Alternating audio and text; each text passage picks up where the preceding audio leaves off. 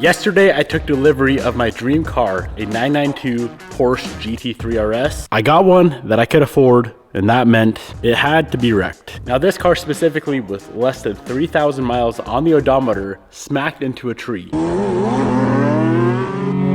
Oh shit! Oh shit!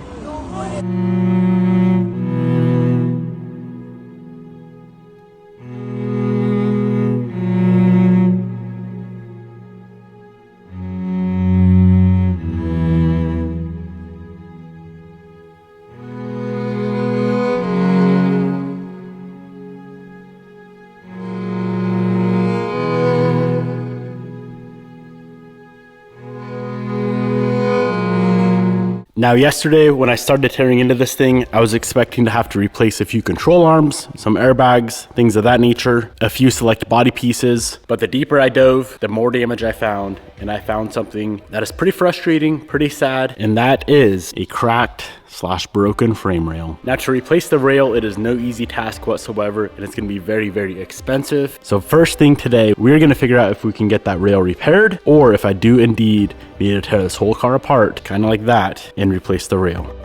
It's pretty bad, dude. Most of that stuff is helicoiled from the factory because it's suspension on aluminum. I think that basically the only way to even come close to repairing that is we're gonna have to cut up into there, get to the bottom of it, and start building back out all the way down after hogging off all the garbage here. The other challenge after that is figuring out where do you need to actually drill your hole. Okay, we now have a game plan. I know earlier I called that part of the frame rail. That's actually part of the front tub. The plan is, here in 3 days, my good friend Craig, who is the best aluminum welder that I know, the best fabricator that I know, is gonna come try and repair the tub. If we cannot get it repaired properly to where we both feel it's perfect, I am unfortunately gonna have to replace the entire front tub, which is a $12,000 part, and of course a ton of work. I'm hoping that we can avoid replacing the tub and Craig can get it welded. Here in 3 days, we will figure out if it can be done. In less than 2 weeks, this E92 M3 is going home to one of you guys. 650 horsepower out of the VF supercharged S65 V8 engine, full Brembo big brake kit, Vorsteiner wheels, every carbon fiber piece you could ever want, and let's not forget a 6-speed manual transmission. Less than 2 weeks left. Every $3 you spend on the website gets you 1 entry. So one of you guys is gonna take this thing home for the price of less than a cup of coffee. Go get entered. Less than 2 weeks left.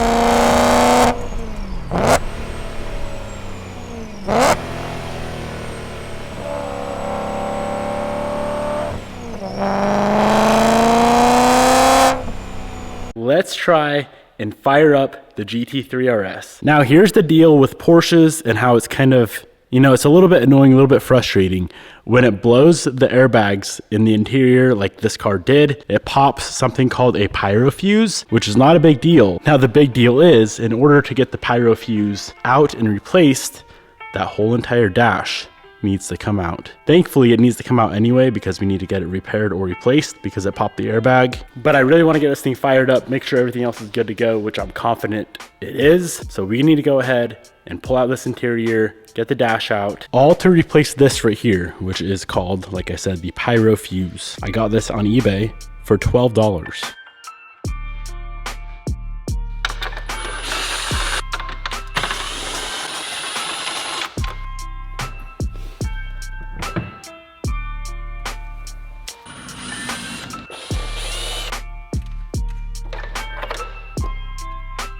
Whenever working on interior stuff, it's so much easier to just pop off a door, especially if they have hinges that are this style here. 2 bolts and the whole door just slides right on off. Now I do think I'm gonna take extra precautions when disassembling this interior. These seats cost more than my entire life, so I am gonna pull out both seats and then we can start working on the dash.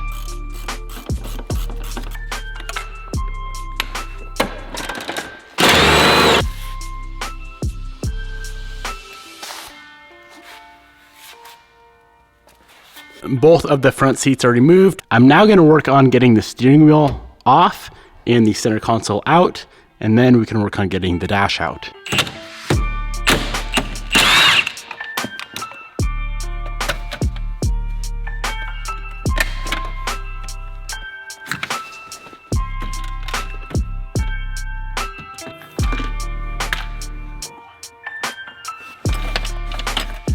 3 hours deep so far in the interior. All I've got removed is the seats, steering wheel, and center console. Being overly cautious would be an understatement. The last thing I want to do is damage any more parts. There are two different methods of going about removing the dash on the Porsches. We can remove it all in one piece with like the heater core, the instrument cluster, everything as one unit. And the downside to that is we would have to drain the cooling system and we'd have to drain and discharge the AC system.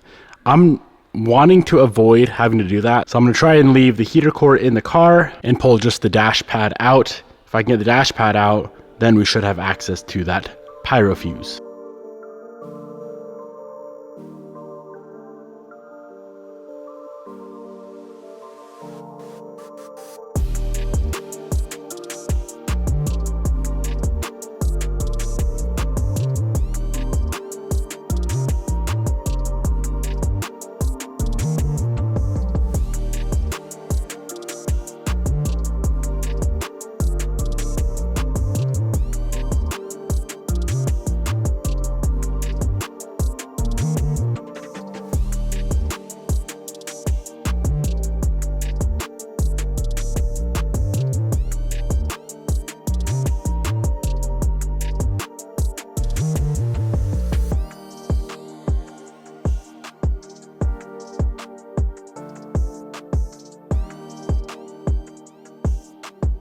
Everyone on the internet was right and I was wrong.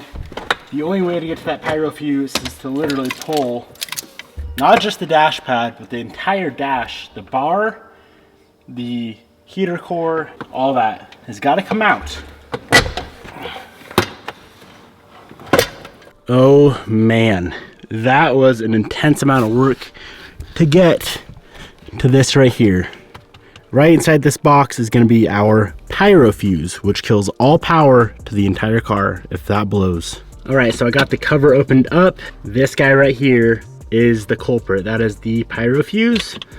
Now the question is, did I order the proper fuse?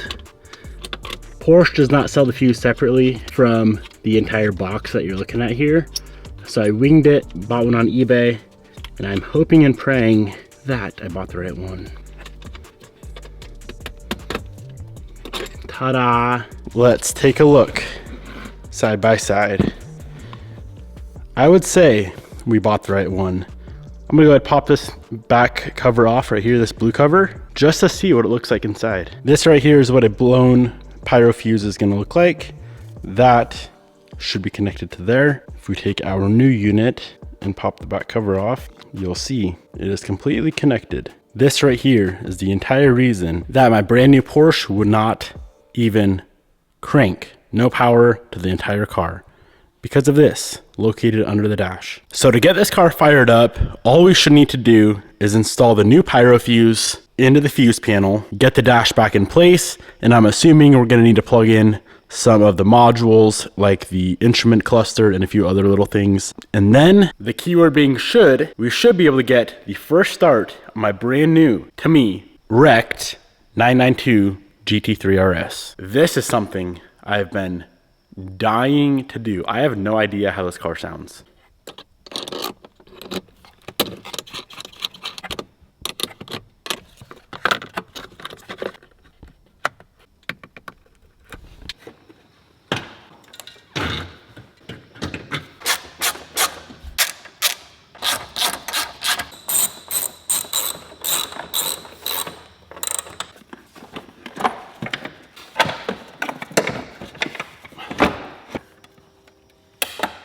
All right, the new pyrofuse is installed. Thankfully, my $10 or $12 one on eBay fit properly. I'll go ahead and put the part number here. And if you are rebuilding a wrecked 992 3RS, enter that part number into eBay and you'll find one for 12 bucks as well. Dash is back in. Now there is 3 components that we're gonna need to get this thing to fire up.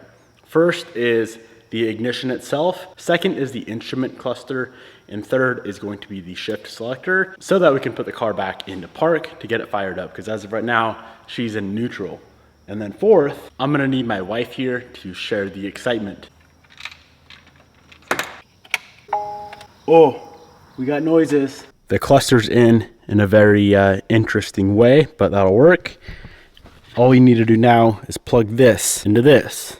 And technically, even though a lot of the interior is missing and unplugged, this thing should fire up. Engage P before exiting.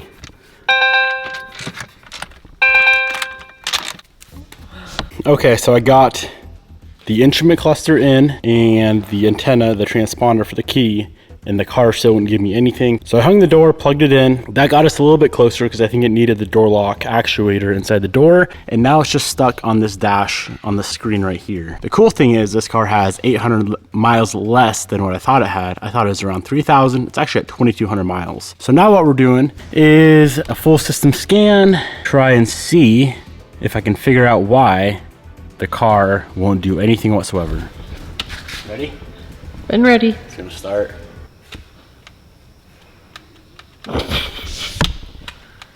Dude. It's quite the startup. We will get a good look at the back though. That looks quite nice. You know what I wanted? There's a little plug-in on the top steering column. I plugged that in and it immediately lit up. One little, but I don't even know what it does. Hold up. We have an aerodynamics error. It's gonna start. Fire up. Woo! Stop starting. Your light just gets brighter. Woo! Did they call the oil out on the floor? What are you talking? Turn it back on. I don't know if there's oil in it. How do you go look?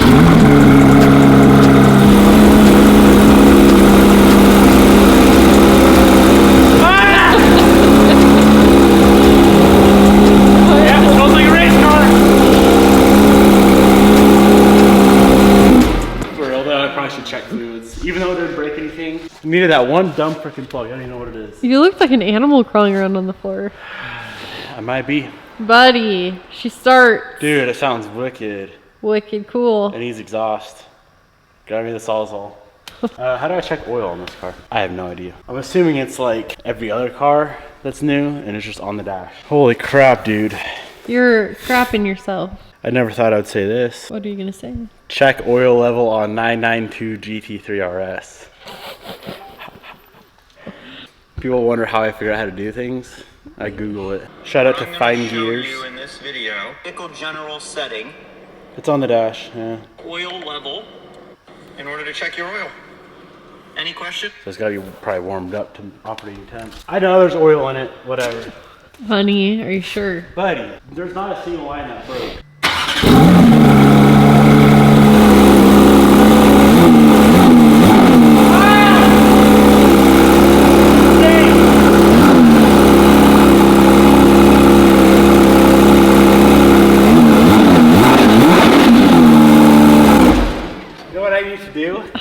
I need to plug in the steering wheel to put it in sport mode. Honey. You gotta open them valves. All right, so I got the steering wheel in. Right here is our drive modes.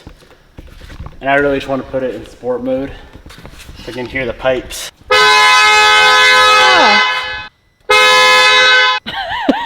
You hooked up the wrong wires. Well, the horn's unplugged because it's on the airbag, which is blown, which is out of the car. Piston didn't like that either. Let me see if it'll still start.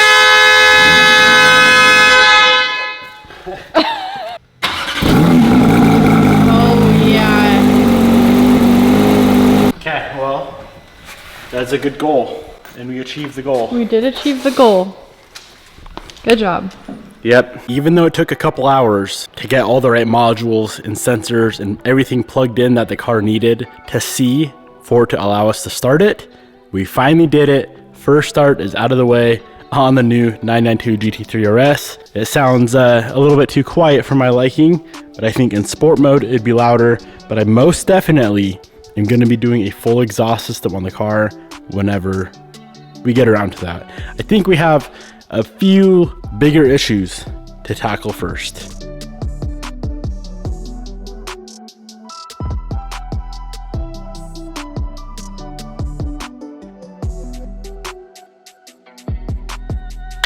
That is going to be a wrap on the day. Hope you guys enjoyed. I'll catch you guys in the next episode.